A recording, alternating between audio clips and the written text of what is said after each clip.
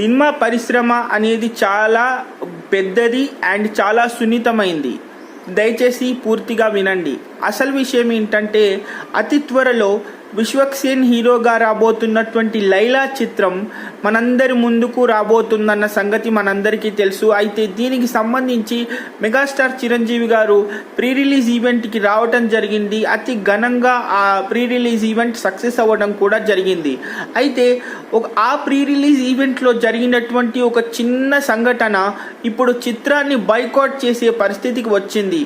అసలు విషయం ఏంటంటే, ఆ చిత్రంలోకి సంబంధించినటువంటి ఒక సన్నివేశాన్ని చెబుతూ ఒక చిత్ర నటుడు దాన్ని రాజకీయంగా చేశాడు. అంటే అది హాస్యంగానే చేశాడు, కావాలని ఉద్దేశించి మాట్లాడింది కాదు. కానీ అయితే దానికి సంబంధించి ఇప్పుడు బైకాట్ లైలా అని మాట్లాడుతూ చాలామంది ట్విట్టర్ వేదికగా దాదాపు 25,000 మిలియన్ల ట్వీట్లు పెట్టడం జరిగింది. అయితే అసలు ఏం జరిగింది, మేము ఎందుకంత తప్పు చేశాము, పూర్తిగా కమర్షియల్ ఎంటర్టైనర్గా వస్తున్నటువంటి లైలా చిత్రాన్ని బైకాట్ లైలా అనే స్థాయికి ఎందుకు వచ్చింది అని విశ్వక్సేన్ జరిగిన ఉదంతం ఒక 2 రోజుల తర్వాత విషయం తెలిసింది.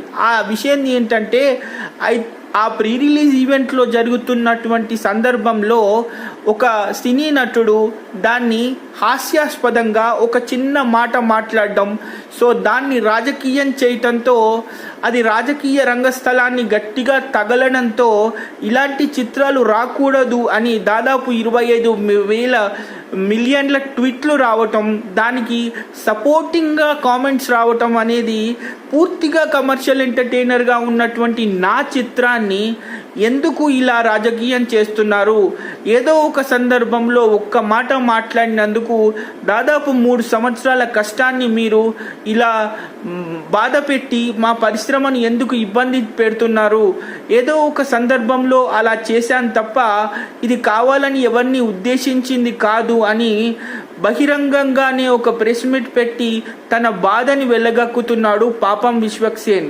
అయితే అనవసరమైనటువంటి విషయాలను, రాజకీయాలను, ఎంటర్టైన్మెంట్ బేస్లో ఉన్న సినిమాలను తీసుకొచ్చి ఎందుకు ఇలా చేస్తున్నారు? మరి రాజకీయం అనేది చాలా సీరియస్ సబ్జెక్ట్, సినిమా అనేది ఎంటర్టైన్మెంట్ సబ్జెక్ట్ అని ఈ ట్రోల్ చేసే వాళ్ళకి, కామెంట్ చేసే వాళ్ళకు తెలియదా?